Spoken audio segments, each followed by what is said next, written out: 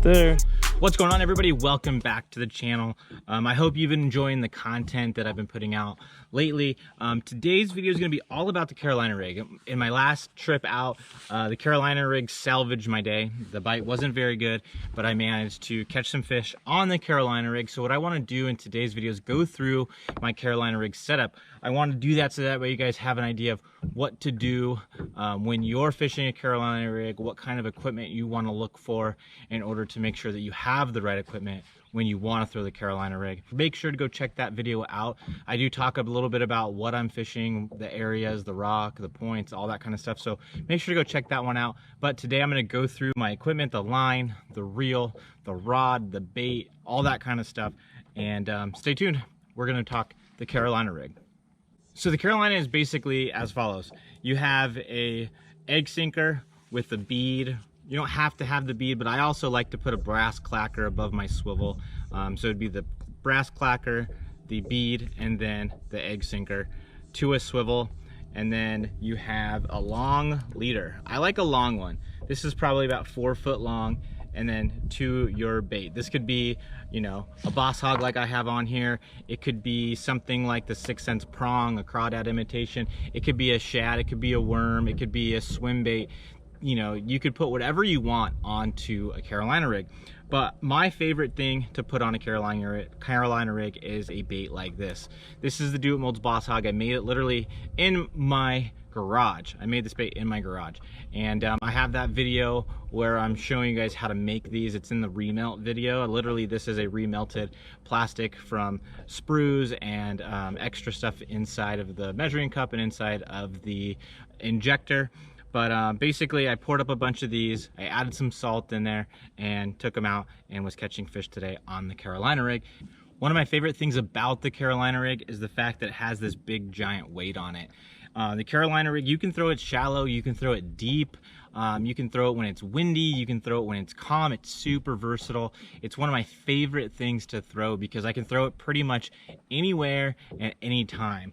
I like to throw the Carolina rig on rocks. Offshore rocks are my favorite, but you can throw it up on the bank and bring it back to you.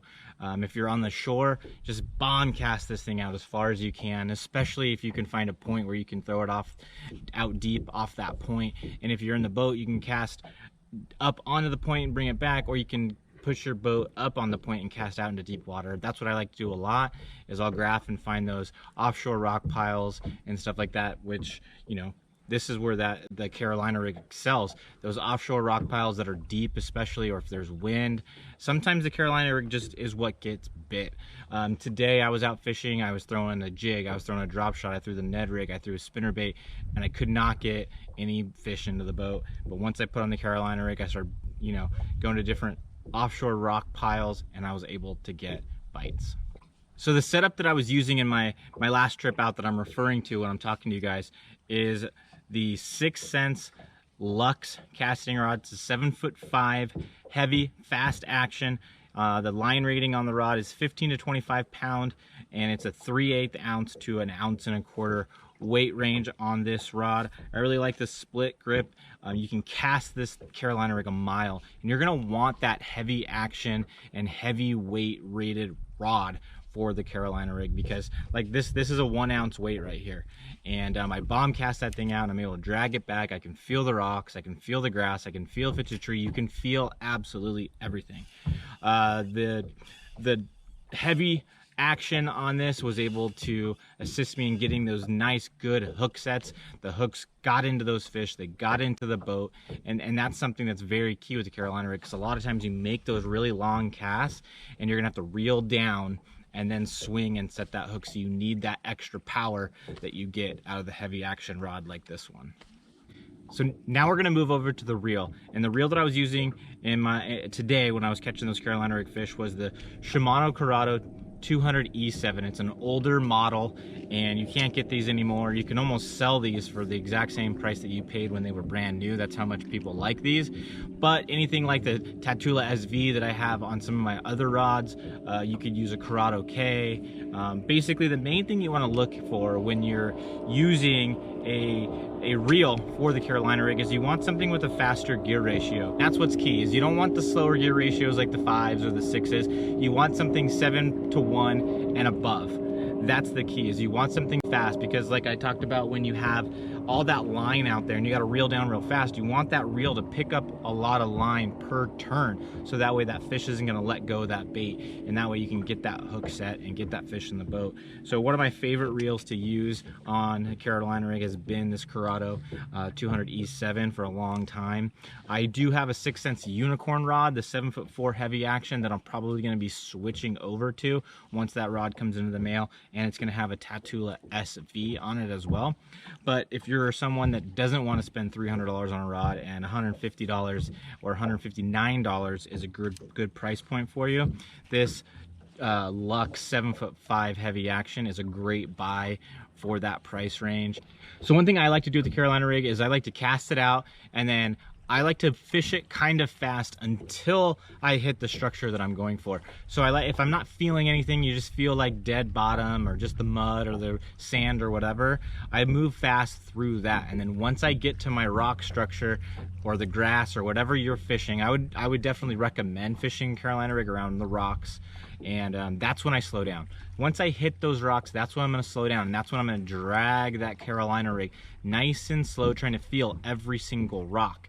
Because when you drag it nice and slow, that's when you're going to feel those bites. That's when that fish is going to eat this, because they're going to think it's a shad or the worm or the crawdad that's coming over those rocks, and it's an easy meal for those fish. So that's when you want to slow down. But this also lets you cover water quicker, because it's got that heavy weight. You can fish it fast in between areas, and then once you feel yourself hit that high percentage area, which is going to be that rock pile or whatever you're fishing, that's when you slow down. And then once you fish through that area and you get past that piece of cover, that piece of structure, then you can just reel it back in, or you can fish it fast through that dead water until you find your next piece of structure, or then you reel it back in and cast it back out.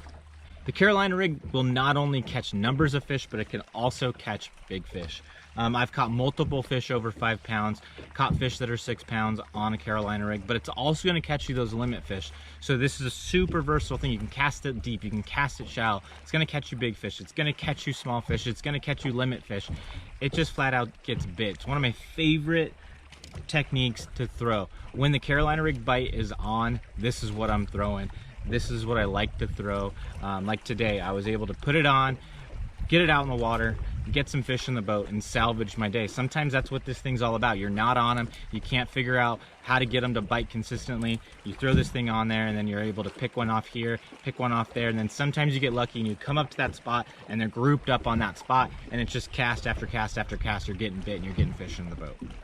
Before I go, one of the things I do want to mention about the Carolina rig and about this setup right here is that it had 15-pound fluorocarbon to a 12-pound monofilament leader. I like that monofilament leader because it's going to help this bait fall just a little bit slower than it would with that fluorocarbon, because the monofilament wants to float, but once it has this plastic and the hook, that's when it's going to start to slowly fall. And that slow fall, I think, is key with the Carolina rig, and I think it helps you get a couple more bites than you may not get if it's fluorocarbon. It sinks that much faster because it stays up above in that strike zone just a little bit longer than it would with the fluorocarbon.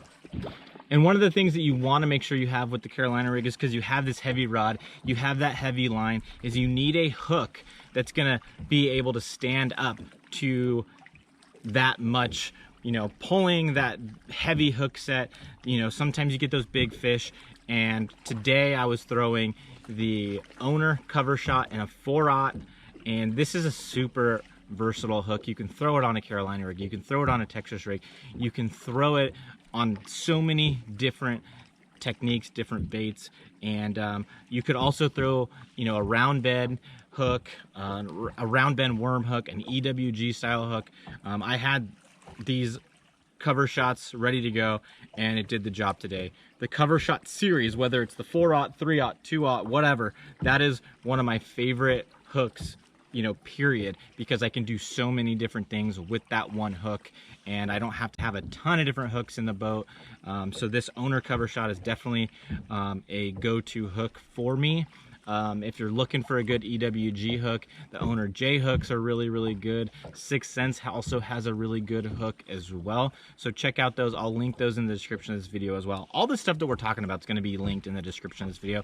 So I hope this video was valuable. I hope you learned some stuff that you didn't know about before with the Carolina rig. I hope you now have a better idea of what I'm doing out on the water when I'm catching these Carolina rig fish. So please subscribe to my channel. I'd really appreciate it. Drop some comments if you have any questions down in the comment section, and give this video a thumbs up if you liked it.